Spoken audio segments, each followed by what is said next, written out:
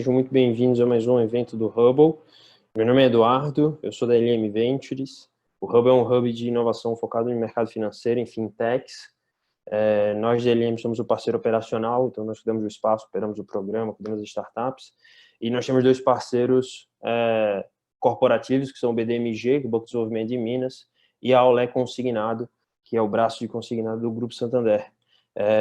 A gente faz uma série de eventos semanalmente do Hubble. A ideia é fazer eventos abertos para todo mundo. Então, no finalzinho desse, eu falo já do próximo que vai acontecer na semana que vem. Para você que não conhece, é só ficar de olho, dar uma olhada no nosso LinkedIn, nas redes sociais, tem sempre lá saindo os próximos eventos para vocês participarem. Lembrando, o assunto hoje é para falar de blockchain, né? A gente está seguindo uma trilha de blockchain esse mês. Começamos desde o 101 ali, explicando o básico, contamos um case legal com uma empresa grande, falamos sobre criptomoeda, e a ideia hoje é fazer um workshop. Eu sei que é em 1 hora e um pouquinho de tempo, mas assim, é para mostrar para o pessoal como é que funciona e como implantar na sua empresa, mostrando um pouquinho de como implantar duas coisas que o blockchain pode fazer, né? A gente vai focar hoje aqui em contratos inteligentes e em tokens, em tokenização. Lembrando que qualquer pergunta que vocês tenham, fique à vontade, manda no chat e a gente vai olhando e vai fazendo a pergunta com o pessoal. A ideia é que seja um papo bem tranquilo, bem informal. E para falar com a gente hoje, a ideia hoje é como fazer um workshop de como usar blockchain dentro da sua empresa, tá? E a gente está recebendo dois caras muito legais, o Leonardo Bonetti, cientista da computação, engenheiro de software e blockchain na NTH Work, e o Rodrigo Ferreira, que é doutor em ciência da computação pela Yale University. Senhores, eu queria chamar vocês dois para a conversa, começar com o Rodrigão, se quiser tirar aí a câmera, acho que fica legal também, mas Léo, começar com você então, se apresentando aí rapidinho, pessoal, contando quem é você, o que você faz, etc. Pessoal, boa noite, tudo bem? O áudio tá bom por aí? Sim, tá ótimo. Tá, maravilha, então. Como o Eduardo disse, né, meu nome é Leonardo, eu trabalho hoje para a NTH.Work, uma empresa situada na Inglaterra, de concepção de produtos, desde a parte estratégica até o desenvolvimento final. E, bom, estou trabalhando aí com blockchain há uns bons aninhos já trabalhei com o Rodrigo também, pode falar de trabalho. E, bom, estou com a apresentação, né? E é isso aí. Boa. Rodrigão, você, por favor, se apresenta aí, pessoal, rapidinho, conta quem é você, o que você faz. Boa noite, pessoal. Eu vou compartilhar aqui um slide Beleza. com a minha... Perfeito. Um pouco do meu background aí. Eu sou formado em computação há 20 anos. Tenho trabalhado com blockchain nos últimos 5 anos. Exploro tudo aí nesse campo. Além de fazer esse tipo de apresentação, eu trabalho com auditoria e desenvolvimento de tecnologias relacionadas com blockchain. E através do meu site aí, Halkfer.com, Halkfer era o meu nick de faculdade, você consegue entrar em contato comigo, ter mais informações dos projetos que eu trabalho. E eu forneço esse tipo de serviço para empresas, auditoria de contratos inteligentes e desenvolvimento. Então, está relacionado com essa palestra. Essa palestra ela é introdutória, mas a gente pode continuar essa conversa com assuntos mais avançados. Boa. Obrigado aí pela participação de vocês dois. Bom, senhores, vamos começar, né? Hoje a gente vai falar sobre contrato inteligente primeiro, depois a gente vai entrar em tokenização. Léo, eu queria começar com você. Queria que você falasse o que é contrato inteligente, por que isso é importante, como que usa, dificuldades da aplicação. Então, assim, queria que você começasse introduzindo o que é contrato inteligente para o pessoal. Bacana. Então, vamos lá, pessoal. Uma coisa importante, antes da gente entender sobre contrato inteligente, é falar um pouquinho sobre a plataforma que eles são executados. E, para isso, dando um overview bem rápido aqui, né, vamos encarar o seguinte: a gente está falando sobre a plataforma do Ethereum. Existem outras plataformas que você pode executar com contratos inteligentes hoje também, mas nosso foco é falar sobre o Ethereum. E no Ethereum nós temos entidades da rede, né? Vamos caracterizar, por exemplo, que os endereços ali da rede são as entidades, e as entidades têm propriedades. Então, a gente tem propriedades como o balanço daquela conta, as entidades são chamadas de contas, inclusive, a gente tem o balanço daquela conta, que quantos Ethereums ela tem lá dentro, essa é a chave privada, e isso também tem uma propriedade chamada Contract Code, que é basicamente o nosso contrato inteligente. Então, o contrato inteligente nada mais é do que uma entidade da rede que ela é controlada por um código. Esse código se torna lei a partir daquele momento E para a gente poder falar, entender mais na realidade como é que isso funciona, eu preparei alguns exemplos aqui e queria primeiro mostrar, vou compartilhar minha tela, vou falar um pouquinho sobre o problema de gestão de estacionamentos com contratos inteligentes. Perfeito. Bacana, vocês estão vendo minha tela aí já. Está muito pequena as letras, tem que dar um zoom. Cara, acho que vale dar um zoomzinho, sim, se conseguir. Vai ficar mais fácil. Eu tô conseguindo ver de boa, mas... Tá bacana. Na verdade, assim, eu vou dar um overview muito rápido sobre o código para depois a gente entrar no problema de negócio aqui, da regra de negócio, do que eu estou querendo apresentar. Perfeito. Então, eu codifiquei um contrato da maneira mais simples possível para poder dar um overview sobre isso. A gente tem um construtor aqui no nosso contrato, que é uma função que, quando o nosso contrato vai ser deployado para a rede, é a primeira função a ser executada. Aqui eu só estou declarando que o dono do contrato é quem está executando ele. E tem duas funções, e tem três funções aqui. Uma para poder adicionar gestores, uma para poder dar entrada de veículos e uma para poder dar saída de veículos. Então, na prática, como que esse contrato funciona? Eu vou diminuir o meu zoom aqui para poder executar ele. A gente vê certinho. Inclusive, eu estou usando o Remix aqui, pessoal. É legal falar um pouquinho sobre a ferramenta. Eu sei que tem uma galera um pouquinho mais técnica que está assistindo a gente também. E o Remix ele é um compilador online para Solid. A linguagem que a gente está utilizando para poder desenvolver esses contratos é Solid. Tem várias outras, mas com certeza a Solid é mais usada no mundo hoje. Então, fazer o deploy. Eu estou usando uma blockchain JavaScript VM, né? Ela mocada aqui, forma. Simulando o nosso exemplo de sistema, né? O dono, por exemplo, do estacionamento, ele vai adicionar um gerente que vai fazer as entradas de veículos. Então ele adiciona aqui o endereço do nosso gerente.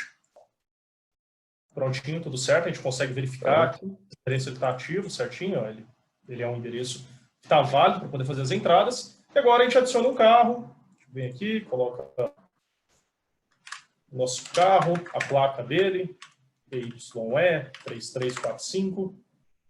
Dá a entrada. Opa! Ele deu um errinho que só o gerente pode adicionar o carro, né? A gente acabou de adicionar esse gerente. Maravilha.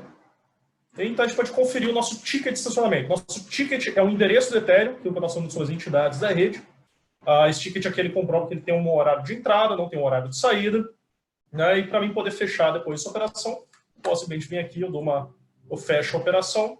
Nosso ticket foi fechado com o nosso horário de entrada, nosso horário de saída. Esse horário aqui é o número timestamp, então ele é um ponto no tempo, representa uma data. Eu posso colocar aqui no conversorzinho só para poder falar. Então, dia 30/6. Uhum. Agora vamos falar sobre a regra de negócio, que é o que realmente mais interessa para o pessoal sobre aí que eu quero entrar também. Então, agora já passei pelo código. A gente está lidando aqui com um problema de gerenciamento de estacionamento, ou seja, nossa regra de negócio, o ganho do nosso cliente na nossa regra de negócio está inteiramente voltado ao tempo que um veículo entra e sai do seu estacionamento. Como que a gente registra esse tempo num contrato inteligente? Nós não temos acesso, por exemplo, ao tempo que a transação foi enviada para a rede, mas sim ao tempo que a transação foi processada pelo minerador e entrou no bloco. Então, por isso que a gente tem o bloco ponto do timestamp aqui, né? Isso gera uma diferença de tempo da entrada do veículo ao processamento da transação. Pode variar de 1, 2, 3, 4, 5 minutos, por exemplo, e isso no final do mês, a contabilidade lá do nosso cliente, isso vai ser um grande problema. Então, Ô, Léo, deixa eu fazer uma pergunta já nesse meio. Durante toda essa trilha que a gente estava dentro do Hubble, foi falado algumas vezes, né, de que, óbvio, está melhorando, tem agora a Light Network, que está fazendo uma parada diferente e tal, mas que o blockchain era lento, de certa forma. Para alguns produtos, para alguns problemas, ele é lento. É essa lentidão, entre aspas, que dá esse problema da diferença de tempo? Ou por que dá, que não é exatamente ao mesmo tempo? Teria alguma outra aplicação que seria mais rápida? Então, Edu, ser lento assim é realmente subjetivo, né? O que a gente está querendo fazer. Eu sei. A gente está querendo uma coisa atômica, né? A gente está querendo um processamento imediato sobre aquele tempo. E o Ethereum, com certeza, é uma das blockchains mais rápidas, né, que processa mais rápido as informações ali dentro, mas basicamente uma transação para a blockchain tem que ser processada pelo minerador. A gente pode depois falar um pouquinho mais sobre o processo de mineração e tudo mais, como é que eles funcionam, mas nesse momento eu queria só deixar claro que o minerador ele tem que processar a transação para depois ela entrar no bloco, né? A gente não pode, porque as transações têm que ser válidas, tem uma série de coisas ali dentro. Depois a gente fala um pouquinho sobre o processo de mineração, para voltar Pode seguir. Mas, nesse ponto, então, o que eu queria falar aqui? Como a gente pode resolver esse problema aqui do tempo? A gente poderia passar como parâmetro aqui, nosso gerente envia quando que o carro entrou para a nossa transação. Só que se inviabiliza completamente a ideia do nosso contrato. Porque a gente está criando um contrato inteligente aqui para dar integridade, porque uma das propriedades da blockchain é ela ser imutável. Então, uma transação nela se prova íntegra. E se eu quero garantir isso para o meu cliente, mas eu estou adicionando aqui, um ser humano está adicionando de fora, com a hora de entrar, estou perdendo completamente a ideia do meu contrato. E nisso ainda a gente tem um segundo problema, que é o seguinte: toda transação para a blockchain que altera o seu estado, ou seja, eu altero um dado nela, transações de busca são gratuitas, eu posso ler qualquer dado de graça e tudo mais, mas transações que alteram o estado eu estou pagando. Então, um modelo de negócio saudável para aplicações que envolvem blockchain é com certeza você reverter o custo dessas transações que alteram o estado para o seu cliente final. Então, você tem um B2C, por exemplo, de negócio, o meu consumidor que tem que fazer a transação e ele acaba pagando esse valor. Nesse caso aqui do estacionamento, eu estou pagando completamente o valor de todas as transações que eu estou fazendo para a blockchain. Não estou tendo um horário compatível de entrada e saída de veículos, o que é super importante na área de negócio.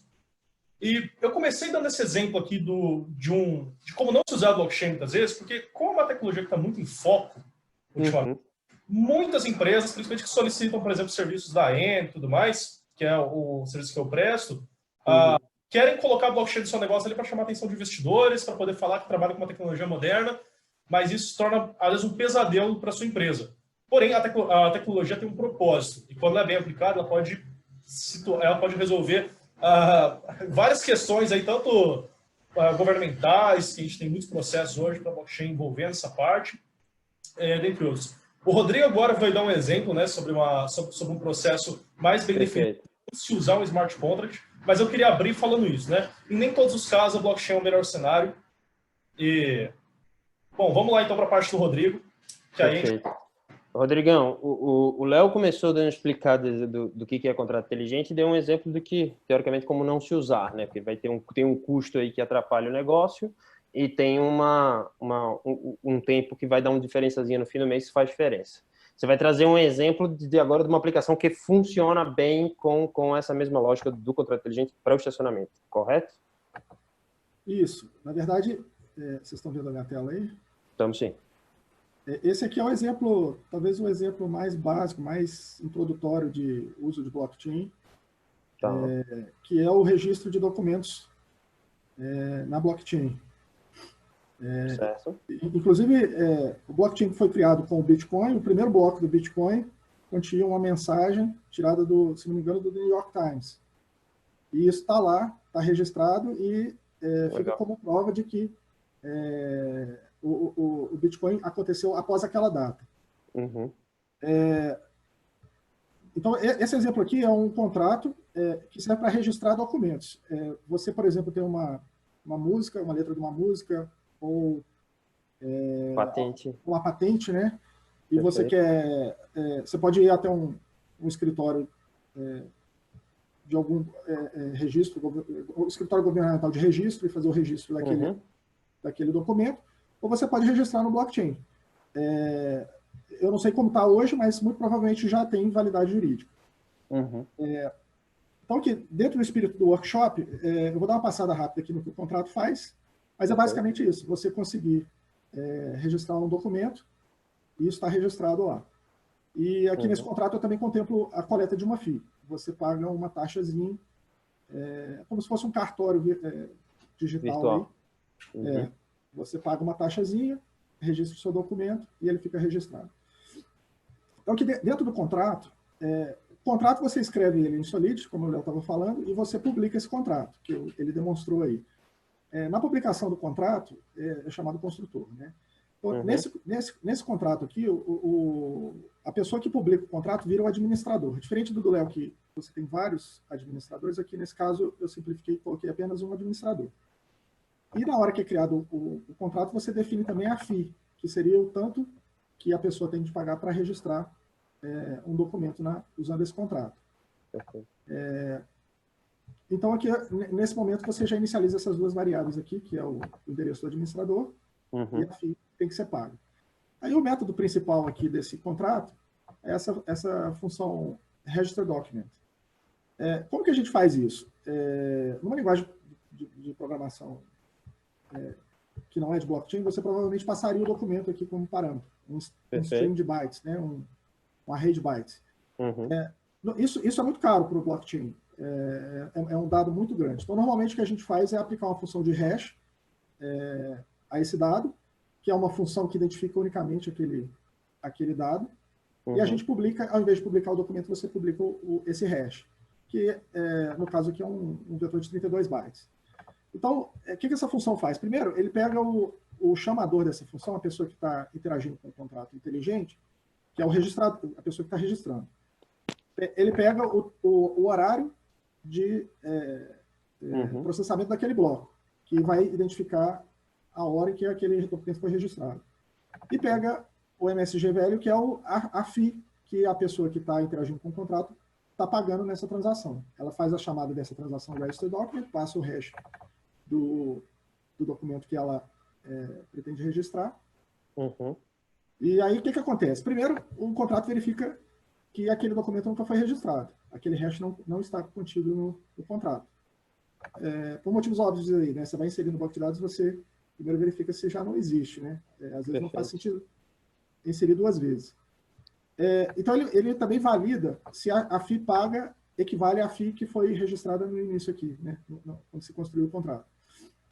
Se qualquer uma dessas duas condições falhar, a transação falha, não acontece nada, não há nenhuma mudança de estado, mas quem fez a chamada talvez pague uma taxa, vai pagar uma taxazinha de gas dessa transação. Então, se isso aqui não bater, vai dar esse erro, né? Logicamente, nós estamos simplificando isso aqui. No ambiente de produção, você faria todo esse tratamento na sua interface de forma que a pessoa que está usando não passe por esse incômodo, né? Perfeito. E aí, por fim, aqui, se as duas condições são satisfeitas, a gente associa a pessoa que está registrando o documento a esse hash dessa informação, nesse mapping aqui. Então, basicamente, eu estou falando, olha, esse hash foi registrado por essa pessoa, esse endereço, e associa o timestamp ali, que é o que vai provar que o documento foi registrado naquele momento. Perfeito. Isso aqui, existe uma certa redundância aqui, porque como o blockchain é público e as transações entram no bloco, essa transação de registro aqui, se alguém analisar o blockchain, vai saber que foi feito num determinado momento, num determinado bloco. Essa informação aqui talvez seja redundante. Mas, por clareza, ela está aqui. Vale a pena você colocar isso no seu contrato, porque ele fica autocontido, né? Aí que eu declarei dois métodos aqui para consulta. Você pode consultar a hora de registro daquele hash, daquele documento, e quem é a pessoa que registrou, o registrante, né? E, por fim, como a cada registro de documento, esse contrato coleta uma FII, uma taxa, essa taxa vai sendo acumulada no contrato. Então, o administrador pode chamar esse método collect fees para poder retirar essas FIIs do contrato. Então, qual que é a validação que esse método faz? Ele verifica se quem está chamando esse método é, de fato, o administrador que criou o contrato. Só ele pode retirar o dinheiro. Uma vez que o dinheiro esteja... que o contrato saiba que quem está fazendo essa operação é o administrador, ele consulta o saldo do contrato, que é dado por essa variável balance aqui, e, por fim, transfere para o admin, o receptor é o que está do lado esquerdo aqui, aquele valor, que é o saldo do contrato. Então, esse aqui é um contrato muito simples de registro de documentos. Ele funciona, se você publicar, você consegue brincar com ele aqui. E ele exemplifica uma classe de contratos inteligentes que você pode ter, por exemplo, numa cadeia de logística, onde você quer registrar... Isso que eu ia perguntar. É uma aplicação que poderia funcionar para registrar que eu estou entregando uma encomenda para alguém e que o cara recebeu e tal, alguma coisa nesse ponto. Isso. Numa cadeia de logística, seu produto, vamos dizer, se você produziu um saco de café, você associa um QR Code nele lá no início do processo. Também tem isso. Você registra desde o início até o fim, para você saber onde é que ele foi parar. Aí, à medida que esse produto, né, esse item vai passando pelos os diversos participantes da cadeia, esse participante pode registrar que recebeu na data, que saiu na data, com a assinatura dele, interagindo diretamente com o contrato inteligente, sem passar por um servidor central da empresa ou de quem quem esteja coordenando isso. Então, é um tipo de aplicação que vale muito quando você não tem um player central. Às vezes você tem um consórcio de empresas, Perfeito. às vezes uma indústria, né? Todo mundo que produz café, sei lá, quem regula isso, ou a associação dos cafeicultores. Uma cooperativa. A cooperativa monta um esquema, registra o contrato inteligente e cada player interage com esse contrato independentemente. Muito legal. Entendi. Léo, queria te trazer para a conversa também, mas assim, acho é legal a gente discutir um pouquinho disso, até falando da ideia de negócio, né? Porque vocês acabaram de mostrar duas opções de como utilizar blockchain e contrato inteligente, e em casos onde uma funciona maravilhosamente bem e outra não funciona tão bem assim.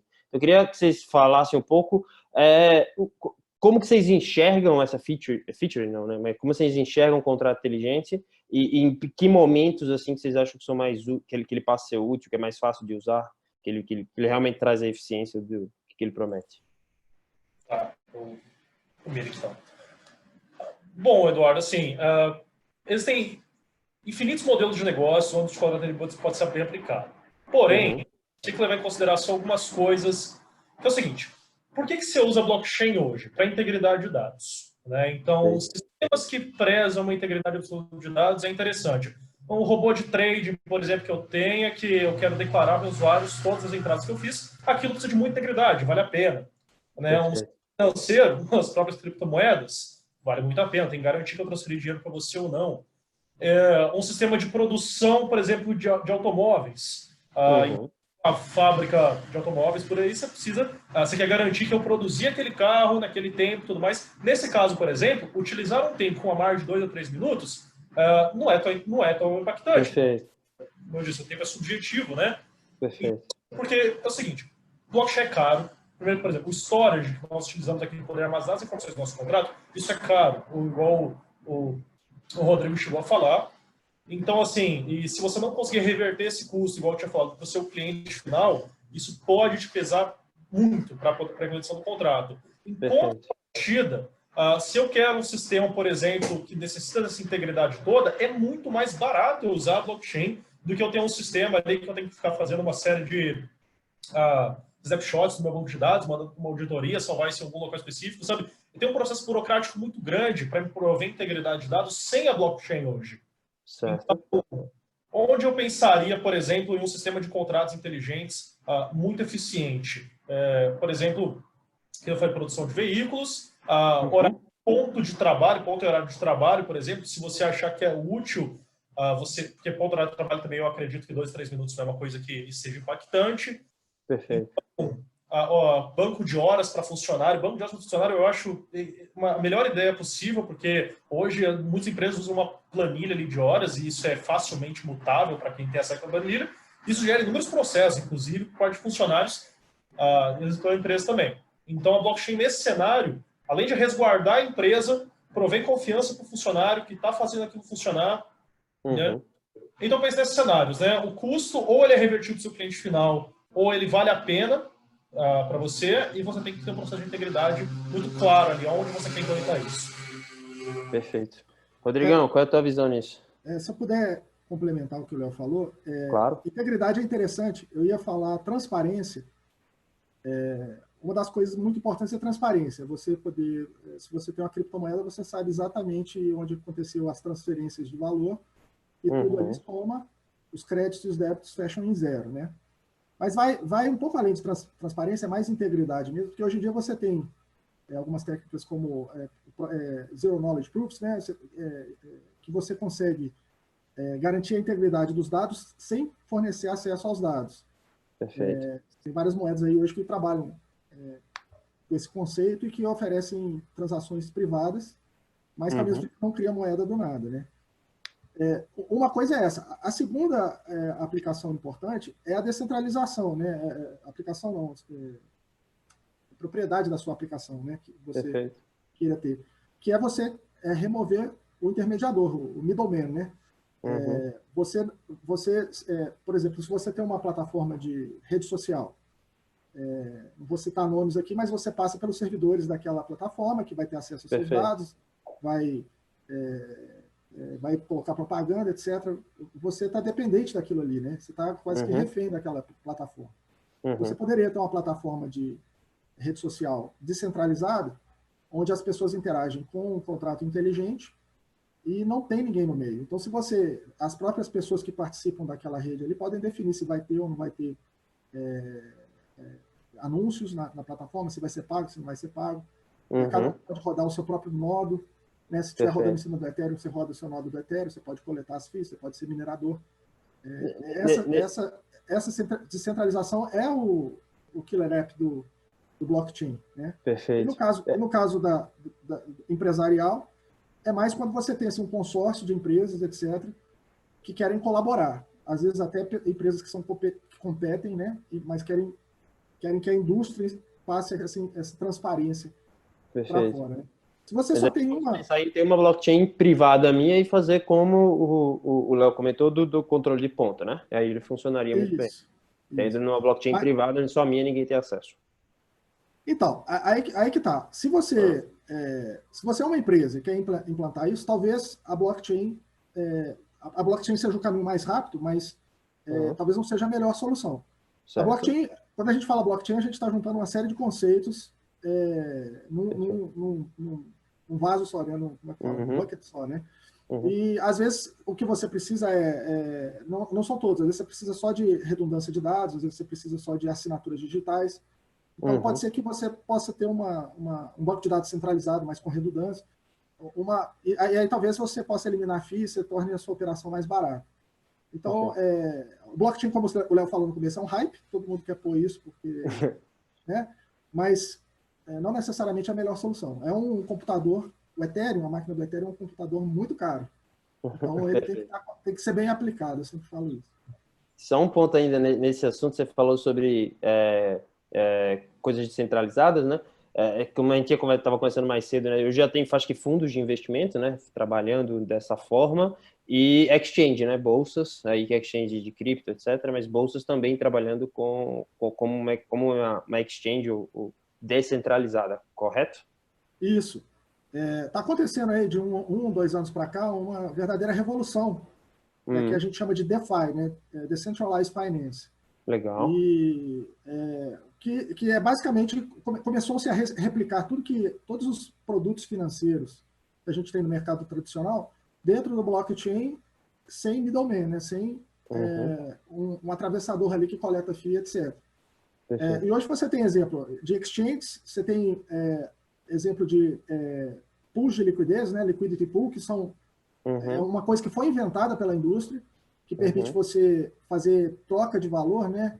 Como você faz uma exchange, mas sem os papéis tradicionais. Hoje já tem uma plataforma chamada Balancer que você consegue criar o seu próprio... O Arcade City é mais ou menos nessa linha também? Aquele que é o Uber, sem tratamento Uber? Pois é, não é, talvez não seja, vamos dizer assim, porque não é finanças, né? O DeFi tá, perfeito, mas é uma rede centralizada, né? A finanças. Então, você tem hoje, você pode pegar dinheiro emprestado, você pode fazer trade, você pode botar seu dinheiro no money market, né? Num fundo de investimento descentralizado. Você pode fazer seguro, por exemplo, se você tem um determinado ativo e você quer se proteger caso esse ativo caia, você pode fazer um seguro. Isso tudo está surgindo e tem muitas aplicações interessantes e muita inovação. Uma das coisas que surgiram com esse novo nicho aí de DeFi é uma coisa chamada Flash Loan, né, que seria um empréstimo flash, um empréstimo relâmpago. O que é isso? Você pode pegar emprestado dinheiro, usar esse dinheiro e devolver esse dinheiro dentro de uma mesma transação do blockchain. Então, eu posso ganhar dinheiro sem ter dinheiro. Vamos dizer que eu vi uma oportunidade de arbitragem de 2 ativos em 2 exchanges descentralizadas.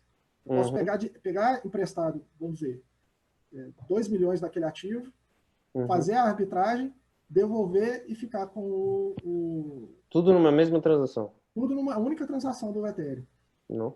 E aí, logicamente, as plataformas que permitem você fazer isso, esses flash loan, cobram uma taxazinha, Uhum. Mas ainda assim é uma coisa que não existe no mercado tradicional. Você pegar um empréstimo, você pode pegar um empréstimo do valor que você quiser, desde que haja liquidez. E você Perfeito. pague as taxas. Uhum. Isso é muito, muito, muito bacana. A inovação Interessante que está demais. acontecendo e está na carne, está acontecendo aí enquanto a gente fala. Muito legal. Antes da gente mudar para a parte do token, a Ana faz uma pergunta aqui no chat, qual que seria uma alternativa aos equipamentos caros, ao blockchain ser tão caro? Como é que a gente deixa o blockchain mais barato? Ela perguntou assim, se cloud computing não seria, mas já é, né? Como é que fica? Bom, quando você usa o blockchain público, você vai ter que pagar as taxas. No Ethereum, você vai ter que pagar o gas lá para executar a sua transação. Você pode implementar uma versão privada do Ethereum, você pode até mesmo pegar o código-fonte do Ethereum e modificar para que não tenha FII. Logicamente, você pode ir em vários caminhos aí. Mas o que eu quis dizer é o seguinte, às vezes, na sua empresa, você só precisa de uma redundância de dados ou de uma integridade de dados. Por exemplo, se você é uma bolsa de negociação, tem várias aí no Brasil que fazem negociação de criptomoedas, né? De maneira centralizada. Né? Você tem um servidor com banco de dados, etc. Você pode, em vez de ir para blockchain, que tem custo, que é caro, é lento, você pode simplesmente adotar os princípios do blockchain na sua aplicação. Por exemplo, você pode colocar assinaturas digitais das transações dos seus clientes, de forma que só o cliente pode inserir uma determinada ordem no seu banco de dados. Perfeito. Então, isso aí dá uma garantia de que você não está manipulando os seus dados. Você pode você pode ter a transparência e publicar o seu banco de dados, e você pode mostrar que só o seu cliente tem uma assinatura digital ali, que só o seu cliente poderia ter assinado, você não inventou aquela ordem ou aquele volume de transações. Perfeito. Então, assim, logicamente, talvez o blockchain seja a saída mais rápida, você pega, implanta, etc. Mas, às vezes, dependendo do projeto, é mais interessante você contratar alguém que entende o suficiente daquilo ali, ele implementa uma extensão ali, uma modificação do seu sistema, customização, e aquilo ali atende perfeitamente bem. Assim, eu só queria falar um pouquinho sobre essa parte de blockchain privada, porque isso pode se tornar um debate mais extenso na questão do seguinte, os processos de mineração, o processo de mineração, por exemplo, Proof of Work, você está sujeito a um ataque famoso, que é o ataque dos 51%, né? Porque quem tem 50% do poder de processamento de sua rede ali, você consegue definir uma conta. E quando você tem uma blockchain privada, e você está usando o processo de Proof of Work, por exemplo, num processo de auditoria, eu poderia assumir que existe uma entidade com mais de 50% de poder de processamento de sua rede que poderia estar alterando aqueles dados ali. Então, uma empresa pensa, eu quero ter uma blockchain privada, eu acho que o caminho é mais para onde o Rodrigo realmente falou. É melhor ter um banco de dados com algumas regras mais bem estabelecidas, é melhor ter uma solução um pouco mais fácil e viável. Porque a blockchain faz sentido quando a gente olha para o consenso descentralizado, né, e quando a gente olha para essa escala onde ela está hoje. Por exemplo, Bitcoin hoje. O tamanho que a rede do Bitcoin se torna hoje, você não consegue mais falar que alguém pode gerar um ataque de 50% na rede deles. Perfeito. Só para complementar com essa informação só. Ótimo. Léo, antes da gente passar lá para o token, só aproveitando aqui, já que estou contigo, o Manuel fez uma pergunta, como é que vocês veem o uso de blockchain em operações de compra e venda de empresa, operações de M&A? Blockchain utilizando para registrar isso? Então, eu acho que isso cai muito no exemplo que o Rodrigo chegou a dar do contrato dele sobre registro de patente. Né? Eu vou ser bem sincero que eu não sou a melhor pessoa para poder falar sobre esse tipo de operação da sua regra de negócio em si, mas eu acho que eu vejo muito como o Rodrigo tinha exemplificado ali no contrato dele, né?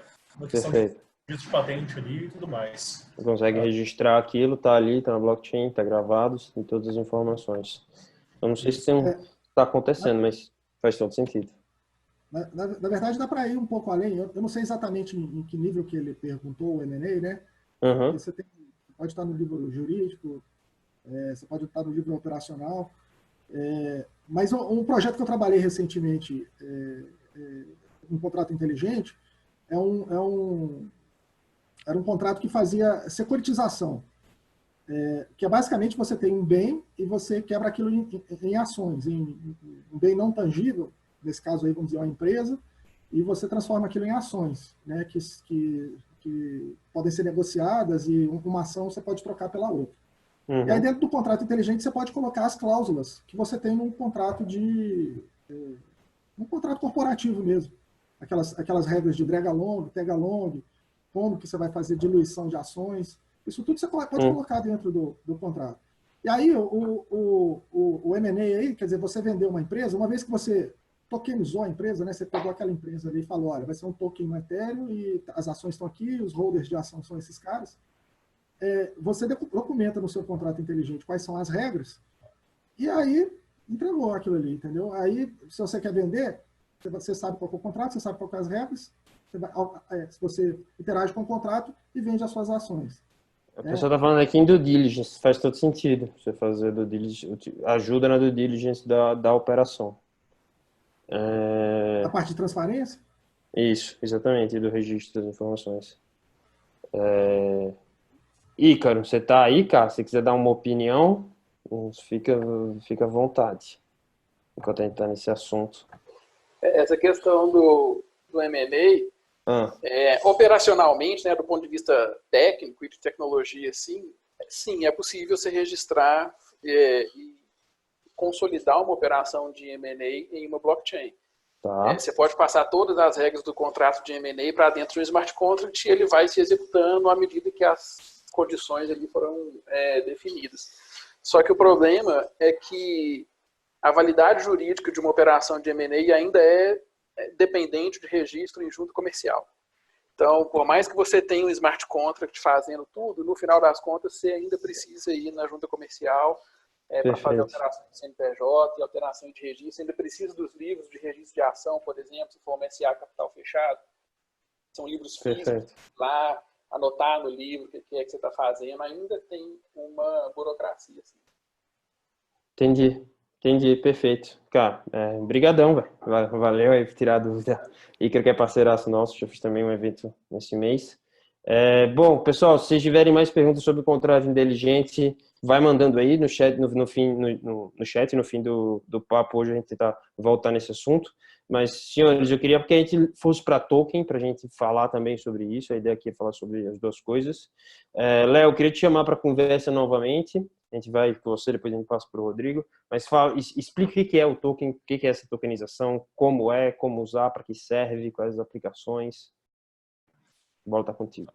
A gente pode caracterizar um token, cara, como qualquer unidade contábil que possa ser transferida de um ponto ao outro, né? De A a B, por exemplo. Vou compartilhar minha tela para dar um exemplinho muito perfeito. Isso mesmo de contrato aqui. Esse daqui, por exemplo, que eu tenho um contratinho com uma única função, que é a transfer, por exemplo, isso aqui poderia ser representante de um token. Aumenta um pouquinho, cara. Opa, claro. Opa. Tem algum míope aí na plateia? Então. Mas, enfim, esse aqui é um exemplo de função realmente muito básico, mas eu poderia caracterizar isso como um token. Então, e nós temos padrões, foi surgindo padrões, por exemplo, para que a gente consiga criar contratos para fazer esses tokens funcionarem, por exemplo. Porque você para pensar na questão de uma exchange que quer implementar vários tokens para negociação da sua plataforma. Compartilhar, porque era realmente só isso que deveria mostrar, só essa funçãozinha. Mas vamos parar a pensar então numa empresa que tem quer negociar vários tokens na sua plataforma, né? Se cada token tiver sua própria implementação no contrato inteligente, ela tem que fazer uma interface do seu sistema de comunicação para cada um dos tokens que ela estiver implementando ali e for oferecer. Isso se tornaria uma coisa completamente inviável. Então você tem padrões hoje, o padrão mais famoso que a gente tem hoje é o padrão ERC20. Perfeito. Válido a gente bater um papo sobre ele aqui hoje.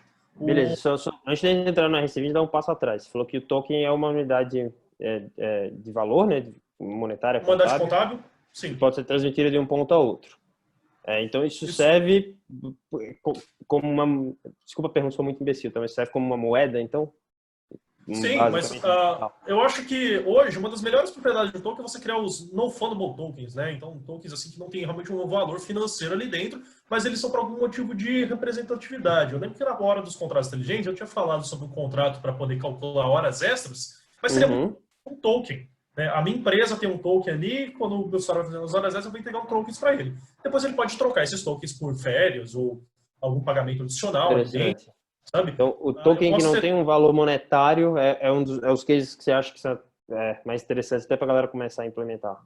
Exatamente. Assim, você quer ter, por exemplo, as empresas que dão premiações ou dão pontos para funcionários que fazem cursos para melhorar a carreira deles lá dentro. Muitas fazer esse tipo de coisa. Um token é super interessante nesse caso. Se o usuário vai fazer seus cursos ali dentro, ele vai ganhar essas premiações em token. Então, assim, eu acho que os tokens hoje é uma das coisas que mais tem aplicação hoje dentro das empresas, tanto grandes quanto pequenas. Claro, os contratos dependem da regra de negócio, como a gente já havia falado, né? Mas os tokens são uma aplicação que eu acho que seria mais prático de início, assim, para uma empresa começar a entrar nesse mundo. Perfeito. E você tem tokens, por exemplo, um token que eu gosto bastante de novo, um token é para poder, por exemplo, para doações, eu quero fazer uma doação, eu ganho um token para poder comprovar que eu fiz uma quantidade de doação ali para uma e tudo mais. Bom, claro que todo esse processo depende também, porque você tem tokens, por exemplo, você tem os tokens mintables, né, que você pode gerar mais tokens, você não necessariamente cria um contrato com o total supply deles. Você pode ir incrementando esse total supply ali dentro. E isso também depende da confiabilidade da pessoa que está emitindo esses tokens e está disponibilizando eles. Né, de qualquer forma. Mas o Rodrigo ele criou uma versão um pouquinho mais... um pouquinho melhor desse contrato. Que agora, antes de entrar realmente no padrão RC20, completão, vale a pena a gente dar uma olhadinha no que ele fez ali. Perfeito. Rodrigão, vamos para tu então.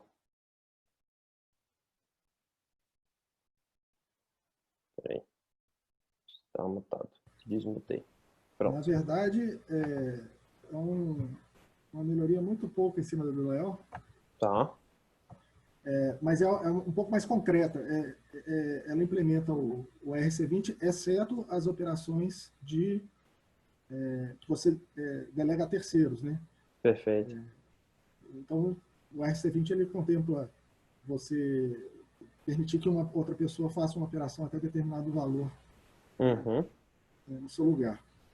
Então, você tem lá o supply, que seria tanto que você tem daquele token no início, né? Ele Perfeito, quantidade inicial. No construtor. E o construtor aqui também assinala esse supply inteiro para a pessoa que criar o contrato. Então, você criando esse contrato aqui, você tem 100% dos tokens aqui. Se você botar 1 milhão aqui de supply, você vai começar com 1 milhão. Perfeito. Aí você tem dois métodos, total supply, retorna o total, e balance off, quanto que um determinado endereço tem. E a rotina de transferência, que é basicamente a mesma que o Léo fez ali, você pode transferir, se você interagir com o contrato nesse método transfer, você vai poder transferir do seu saldo, logicamente você tem que ter aquele valor como saldo, da sua carteira para a carteira de quem você especificar ali. Né? Entendi. Então é isso. O contrato RC20, só para exemplificar, são esses métodos aqui. Isso aqui é a interface. E o RC20 é um padrão que é trabalhado no token. Sim, o RC20 é um EIP, né? Um Ethereum Improvement Proposal, e ele acabou virando um padrão.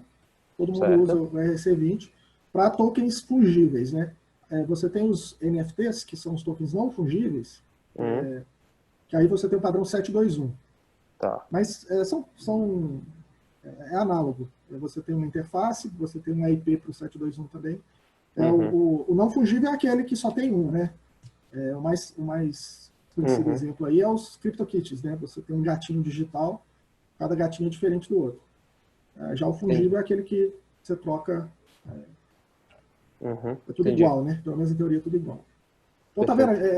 Além do supply, do saldo e da rotina de transferência, você pode transferir, se você tiver permissão de transferir no lugar de outra pessoa, e tem dois métodos aqui que fazem essa gestão de quem que pode transferir no seu lugar.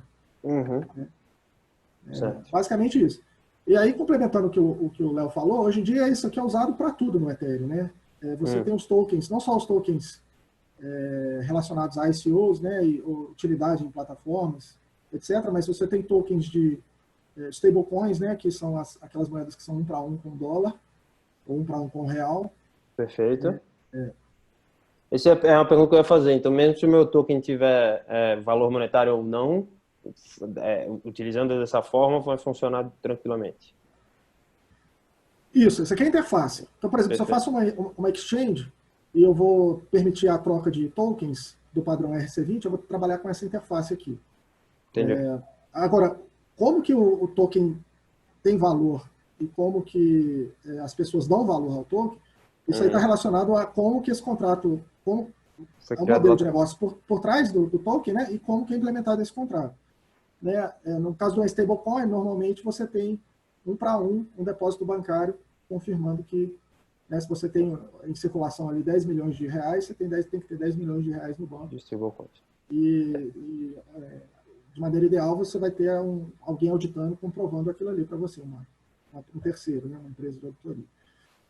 Mas hoje em dia, com esse movimento de DeFi, está tudo virando contrato, está virando algoritmo. Você tem algumas stablecoins que são algorítmicas, né? A mais conhecida delas é a DAI, que é uma stablecoin 1 para 1 com dólar, e que não tem, ela não tem, você não tem uma conta bancária com aquele valor. Ela tem um lastro baseado no Ethereum, pelo menos na sua primeira versão é baseado somente no Ethereum, e tem um algoritmo que garante que a liquidez, que o sistema tem liquidez, que a moeda que você está negociando pode ser trocada por $1, né, ou equivalente a Ethereum $1, e que é mantida a paridade com o dólar. Isso tudo de maneira algorítmica. Né? Então, assim, isso daí está acontecendo, o que eu falei antes. Muito legal. Léo, trazer para você na conversa novamente. Depois desse papo que o Rodrigo acabou de mostrar, o que você pensa disso?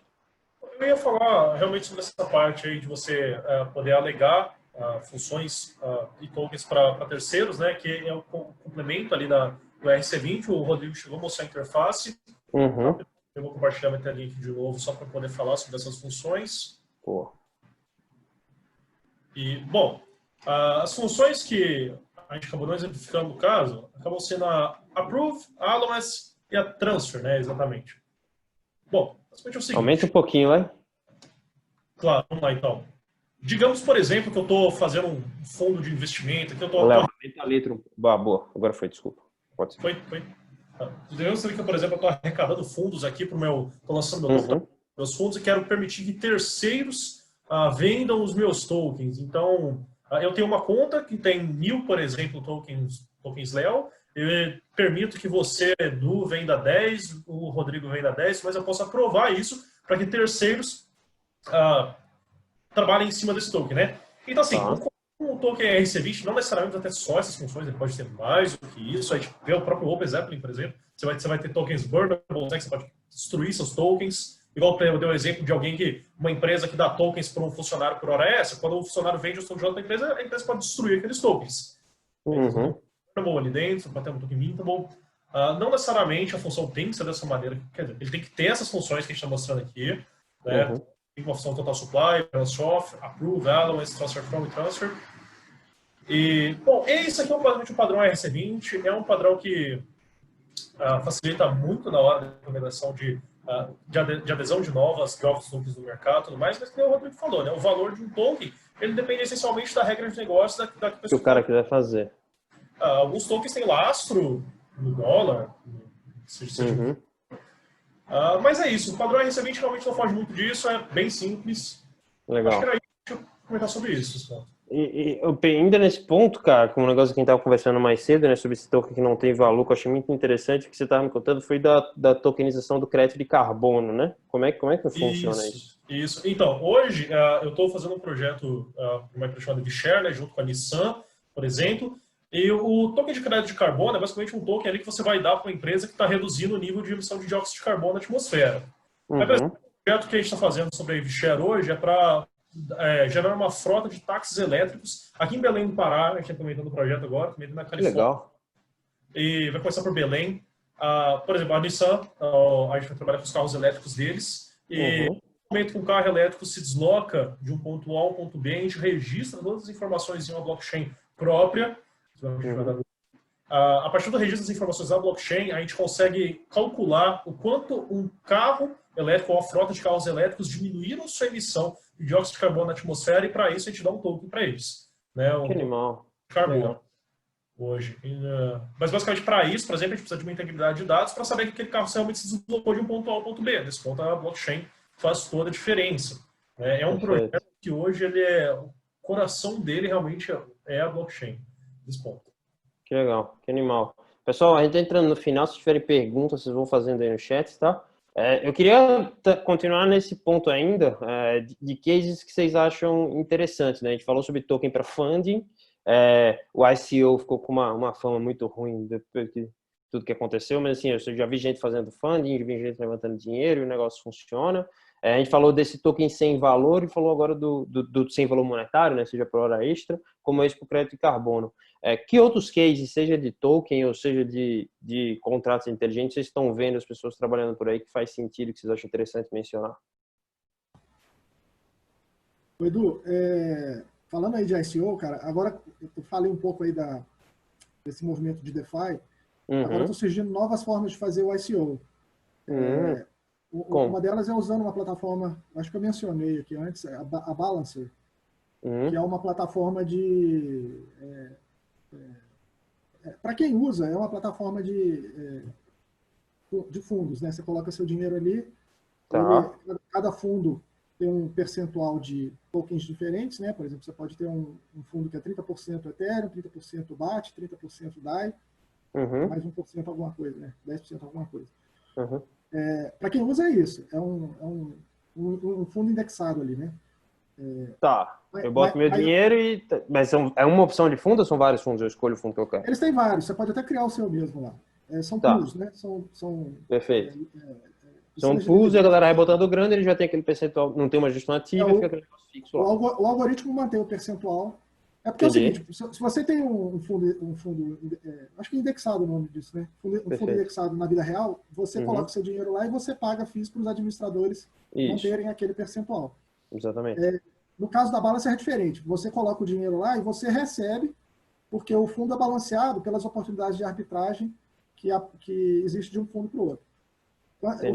O algoritmo ele funciona de forma que se você tem muito de um determinado ativo na sua carteira, vai ser criada ali uma oportunidade de arbitragem e alguém de fora vai pegar aquela oportunidade e o fundo vai se rebalancear. E ao pegar essa oportunidade é gerada uma FII. Mas enfim, o que eu quero falar é que essa plataforma Balancer, para quem está criando esses pools de liquidez, você pode fazer de uma forma que você faça a emissão do seu token de maneira descentralizada.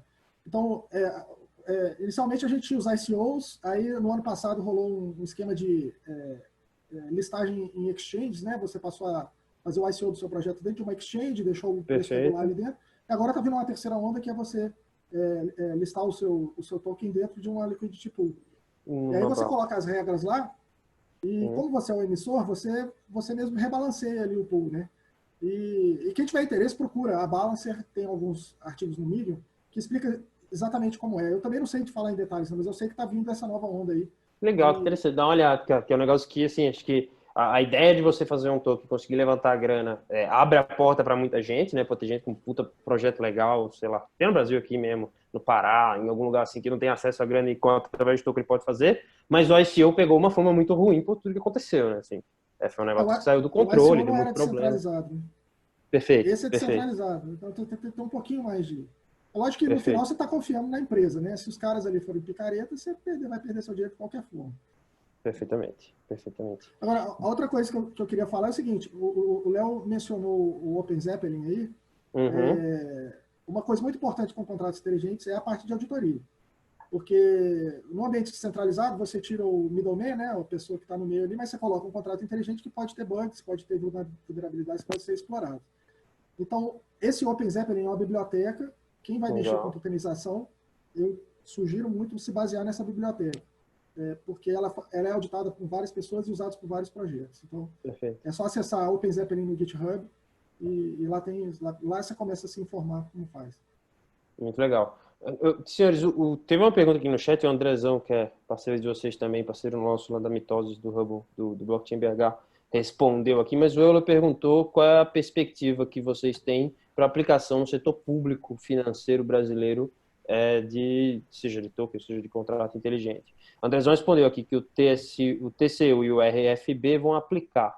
Vocês têm alguma informação sobre isso? Vocês veem alguma coisa acontecendo nessa linha de setor público, trabalhando com blockchain, contrato inteligente?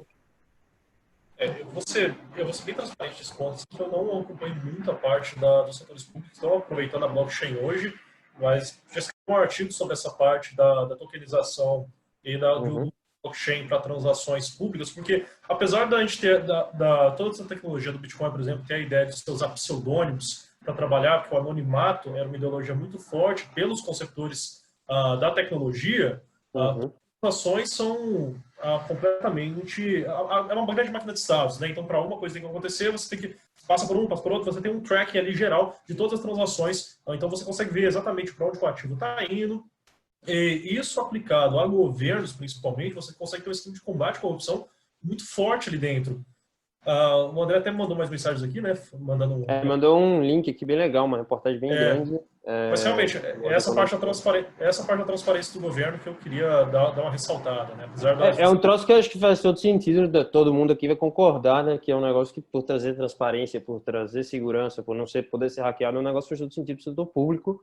Mas, assim, exatamente, combate à corrupção, como ele está falando, mas, assim, também não vejo muita coisa caminhando nesse ponto, mas, de acordo com como o Andrezão mandou aqui, realmente tá andando. Legal. Tem mais uma pergunta aqui, a gente está chegando no horário, pessoal, então quem tiver pergunta, vão fazendo aí. O Léo também, o Xará, vocês recomendam alguma fonte de informação, livro, vídeo, etc., em especial para quem quer aprender mais sobre implementação? Eu gostaria de dar uma ideia nessa pergunta, porque eu dou uma aula lá no GTI de Ethereum, principalmente, né, e eu falo muito sobre essa parte introdutória, porque acho que o melhor jeito de você ir fundo na tecnologia é conhecer o seu início e o seu propósito. Então, acho que para quem quer realmente aprender mais sobre blockchain, sobre toda essa tecnologia, eu acho que vale muito a pena pesquisar as primeiras propostas de tecnologia descentralizada, são lá de 98, né? Você tem a B-Money, por exemplo, do Weidai, eu acho que é um ótimo artigo para você ler primeiro, porque depois que você lê a B-Money, por exemplo, do Weidai, você passa para o artigo do Satoshi, do Peer-to-Peer Electronic Cash, que é o Bitcoin, tudo está mais claro, sabe? E seguir essa linha depois, com certeza, aprender um pouco mais sobre Solidity e etc. Você tem o Mastery of Bitcoin também, que é um ótimo livro, se eu não me engano, foi a Foxbit que traduziu, agora eu não me lembro muito bem quem que chegou a traduzir ele para o português, trazendo ele para o Brasil aqui, mas é um ótimo livro para se começar, mas eu acho que a primeira ideia é você começar pela proposta dos conceptores. Você vai lá ler sobre os cypherpunks, por exemplo, até o Weidai, primeira proposta de produção de uma blockchain em 98, o projeto do FINA em 2005 e, por fim, o projeto Satoshi lá em 2009. Se pegar essa linha, conhecimento é garantido. Boa. Rodrigão, o que você acha? Tem alguma dica aí para o Léo, para ele aprender a implementar? Livro, vídeo, etc.? Então, a informação hoje está toda na internet. Você pode aprender desde que você entre no buraco do coelho, né? Você vai lá. Exatamente. Agora, tem um canal, quando eu comecei, tem um canal que eu seguia muito, e o cara, hoje tem uma academia lá que ele ensina. São cursos pagos, mas eu acho que quem quer ser objetivo e aprender rápido, talvez seja o melhor caminho. Que é um site que chama Ivan On Tech. Quem trabalha com criptomoeda conhece esse cara. Ele é sueco. Como é que chama o site? Ivan, né? Ivan On Tech. Tipo assim, você tem que falar inglês, né? Mas ele tem vários cursos lá muito bons. E hands-on, né? Você vai aprender a fazer com a mão na massa lá.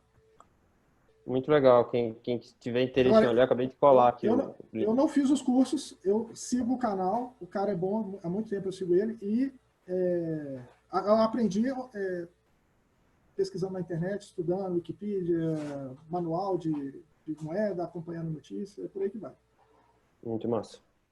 Perfeito. O Andrezão aqui também mandou um site aqui, um canal com um vídeo aqui no YouTube, também quem tiver interesse, só passar o olho aqui no que ele mandou.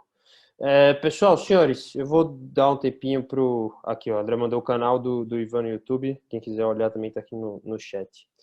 Vou dar um tempinho para vocês se despedirem e falarem boa noite, mas para todo mundo que ficou com a gente até agora, eu só queria agradecer a participação, foi muito legal. Nosso objetivo quando faz os eventos é realmente que o chat fique ativo, todo mundo conversando, é a nossa ideia. O Hubble faz eventos semanais, então para quem for a primeira vez que veio, participem mais, fiquem de olho, são eventos gratuitos, a gente faz muito para a comunidade, a ideia é entregar alguma coisa de volta para a comunidade. Na semana que vem a gente vai ter um evento no dia 7, uma semana, que é na terça-feira, a gente vai falar sobre peer-to-peer. Vamos receber o Daniel Gomes, que é cofundador e CEO da Nexus. A Nexus é uma das maiores empresas de peer-to-peer do Brasil. Peer-to-peer, para quem não sabe, é que possibilita, né, um passar dinheiro para o outro. Então, se vocês querem investir, eu preciso de crédito, vocês são investidores e vice-versa, faz direto um para o outro. É um modelo muito interessante de mercado, no mercado, uma coisa que nasceu, teoricamente, há pouco tempo atrás. Acho que no Brasil ainda está começando, não está muito grande. Vai ser um papo para ele contar um pouco da história dele, vai ser muito legal entender como é que ele montou isso e quais são as dificuldades desse mercado. Quem tiver interesse, só ficar de olho nas redes do Hubble, vai ser um prazerzaço receber vocês lá. Senhores, Léo, você primeiro, Léo, Rodrigão, muito obrigado, é um prazerzaço. Queria agradecer a vocês, agradecer o pessoal da Blockchain BH, que sim, esse mês inteiro a gente fez de eventos de blockchain, sem o apoio do grupo aí. Com o apoio do grupo ficou bem mais fácil e muito melhor, o conteúdo foi muito bom. Mas queria agradecer muito a vocês pelo tempo, ficarem aí à noite com a gente. Então, se vocês quiserem se despedir, dar uma boa noite, fiquem à vontade. Beleza, oi Edu, valeu demais pela oportunidade, cara, de novo. É sempre bacana pra caramba cobrar o pessoal da Blockchain BH. Espero que tenha sido realmente algo que tenha agregado bastante aí para todo mundo. E que a gente continue esse papo aí depois também. Inclusive, quem quiser bater um papo, depois manda lá no LinkedIn. Pode mandar no LinkedIn aqui, Edu? Pode. Vamos lá. Manda o LinkedIn aí, cara. Pera aí, você mandou no privado. Deixa eu mandar para todo privado, mundo. Tá aí o LinkedIn do Léo. Pronto. Então, é bacana. Então, quem quiser continuar batendo um papo aí, chama lá no LinkedIn, vamos continuar essa conversa. Isso aqui é um assunto longo pra caramba, tem muita coisa pra gente falar disso aqui ainda. Espero que venha mais eventos aí pela frente. Valeu, galera. Viu? Muito obrigado. Rodrigão, você. Cara, eu queria agradecer o Hubble pela iniciativa, pelo convite. Obrigado, gente. Prazerzaço. Obrigado ao pessoal que assistiu aí. Eu espero que tenha sido útil. Isso aqui realmente tem muita coisa para falar. A gente tocou ali a pontinha do iceberg. Perfeito. E como o Léo falou aí, precisando, entre em contato aí, estou à disposição. Boa. Galera, lembrando que nossas lives depois sobem no nosso canal no YouTube. Quem quiser dar uma olhada, é só passar o olho lá. Fiquem de olho nas redes sociais do Hubble. A gente está sempre falando dos novos eventos. E é isso. Muitíssimo obrigado. Foi um prazerzaço receber vocês. Senhores, até a próxima. Valeu demais. Um grande abraço.